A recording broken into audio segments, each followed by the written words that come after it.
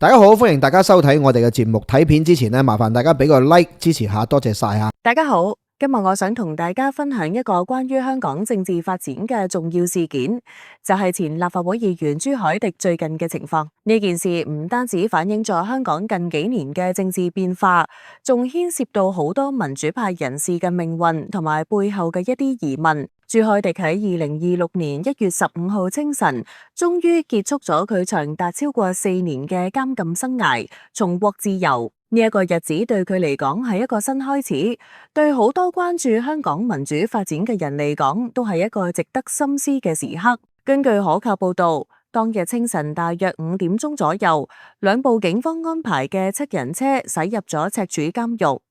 其中一部車窗拉上咗布簾，避免外界窺探。朱凱廸就坐喺呢部車入邊，離開咗監獄，直奔將軍澳調景嶺一個私人屋苑。呢一度係佢嘅住所，現場有超過10個警員駐守，包括便衣。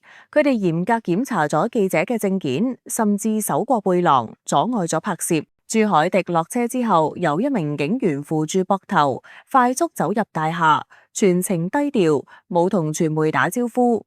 呢個過程睇得出，警方對呢一次釋放相當謹慎，唔想有太多曝光。出獄當日，朱凱廸嘅精神狀態似乎唔錯，雖然佢已經48歲，但係經過咗咁長時間嘅監禁，佢冇顯露出明顯嘅疲態。下晝大約4點鐘，佢同友人短暫外出咗一陣，之後返屋苑。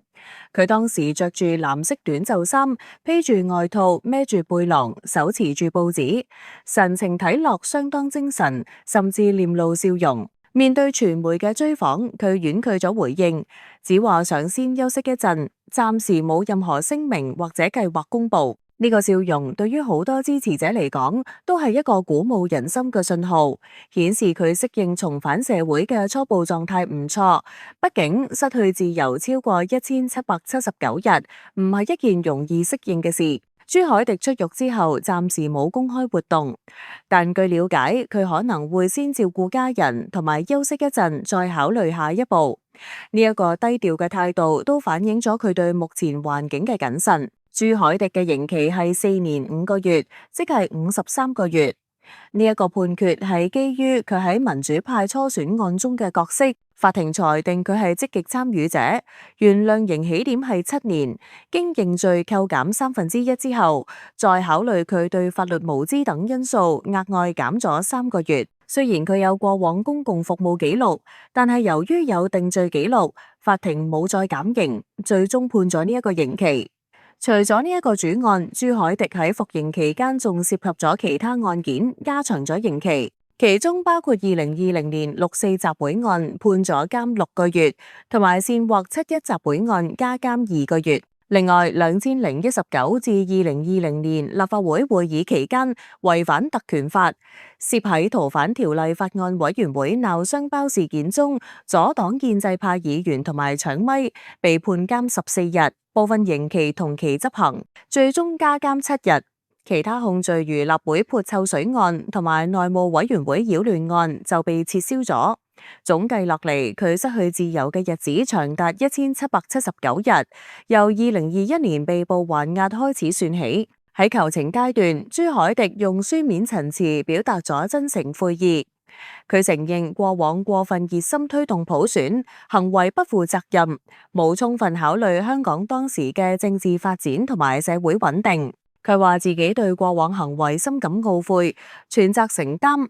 法庭接納咗佢嘅悔意真誠，並且指佢母親承諾會監督佢，相信有助日後減刑。呢一個求情過程顯示咗法庭對悔意嘅重視，但同時都考慮咗佢嘅積極參與角色同埋定罪記錄。呢個案件背景係源於2020年民主派35+初選，控方指被告簽咗墨落無悔聲明，出席咗抗爭派記者會，目的係顛覆國家政權。初選涉及逾61萬人投票，朱凱廸喺新界西以49901票首位出線。佢喺初選論壇上話：我哋可能係最後一代香港立法會議員，要喺消失前盡量發光發熱，令全世界都睇到香港人唔會屈服。佢形容香港同中共全面對抗，呼籲全方位抗爭，又同陳志全、徐子健潑臭水，阻礙國歌法。初選後出席抗爭派記者會，指初選係民主派新開始。佢嘅競選口號包括解散警隊、五大訴求缺一不可、黃色經濟圈、攬炒等，呢一啲行為都被控方視為證據。呢個案件共55人被捕，47人被控，45人定罪，刑期由4年2個月至10年唔等。朱凱廸喺案中屬積極參與者，法庭拒絕因公眾服務扣刑。朱凱廸嘅政治歷程係從一個社運人士開始逐步發展。佢1977年生喺香港，讀咗高主教書院小學同中學部，之後喺香港中文大學英文系畢業。畢業之後喺明報國際版做編輯，2003年離職，自費去伊朗德黑蘭大學讀波斯話，仲以自由記者身份喺伊朗、阿富汗、巴基斯坦逗留咗3-4年，報道中東事務。返香港之後，佢加入咗香港獨立媒體，開始積極參與社運。2005年參與世貿抗議，2007年天星皇后碼頭運動，2009年反高鐵運動，係菜園村關注組核心成員，組織村民反對高鐵拆村。呢一啲經歷塑造咗佢關注環保、保育、土地正義嘅理念。2011年佢參選區議會但落敗，之後繼續辦社區報紙如八鄉報同大埔報，一個人包辦編採，深入新界社區。2016年佢獨立參選立法會新界西，以84,121票當選，成為地區直選票王。呢一次當選係佢政治生涯嘅轉捩點，佢提倡民主自決、城鄉共生、復興農耕。喺議會內，佢關注棕地發展、土地霸權，揭露新界鄉黑勾結。2019年反修例運動，佢積極參與，之後再選新界西成功。但係2020年因為疫情選舉延期，佢選擇唔延任，解散團隊，指自己面對6宗案件，長年監禁，無意再從政，但會記住戰友並肩時刻。呢個歷程顯示佢從社運到從政，始終堅持土地正義同民主理念。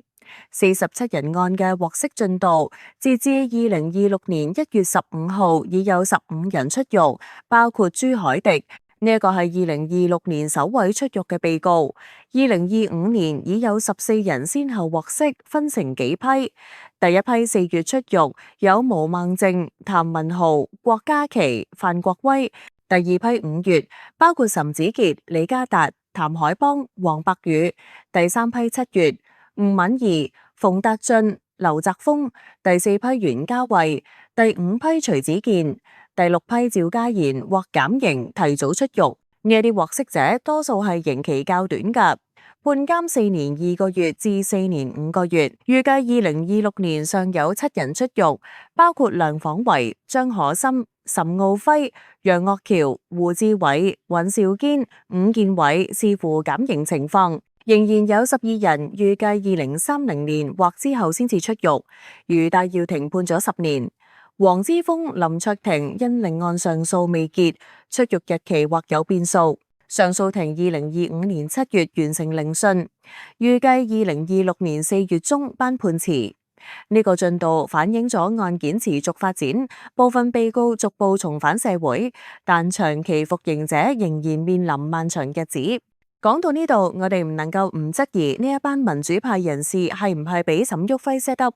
呢個講法喺網上討論好常見，尤其喺2023至2025年審訊期間，有人指沈旭暉係幕後推手，甚至話喺佢先提出35+概念，結果令好多民主派被捕判監。包括朱凱廸、沈旭暉係前中大副教授，2020年後移居台灣。喺2020年3月，佢組織咗35+交流會，邀請咗有意參選人士討論奪取立法會過半議席策略，包括功能界別。呢一個會議地點係新蒲崗勤達中心某室，而大廈樓上就係香港政策研究所。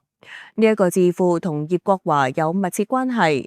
葉國華係創辦人或者主要人物，葉國華被指有地下黨背景，沈旭暉同佢有過往交集，如 Roundtable 智庫接受過葉國華捐款。法庭審訊嘅時候，控方證人區諾軒同林景南提到沈旭暉嘅邀請同交流會，但法官明確指沈旭暉唔係本案被告或者共謀者。初選主要由戴耀廷、區諾軒發起，民主動力主辦。沈旭暉雖然早討論過類似概念，但係唔係主辦方，佢見勢色唔對就離開香港，避過大搜捕。X 貼文指佢係總設計師，但呢一啲多數推測或政治攻擊，法庭冇採納。事實上，沈旭暉唔喺被告名單，法庭無視為關鍵角色。成件事根源係2020年政治氣氛，反修例後區選大勝，五大訴求未回應。好多人覺得35+係唯一出路，但結果被控顛覆。無論沈旭暉有冇份推波助瀾，都唔係單一因素。最終參與係每個人自己選擇。但呢個地點重疊同埋沈旭暉嘅角色確實令人生疑，值得深入探討。總之，朱凱廸出獄係一個新起點，希望佢同其他獲釋者能夠好好重新開始。香港經歷咗咁多，未來點走，大家都需要更多堅持同智慧。呢個事件提醒我哋，民主路唔容易行，香港需要更多似朱凱廸咁有心嘅人。多謝大家收聽，多謝各位收睇香港新聞頻道，請記得訂閱我哋香港新聞頻道 YouTube Channel， 記得撳埋個所有通知。有意見記得留言俾我哋，幫手 share 我哋嘅影片去你哋嘅社交平台。多謝大家支持，下次節目再見。我哋仲有好多影片俾你選擇㗎，拜拜。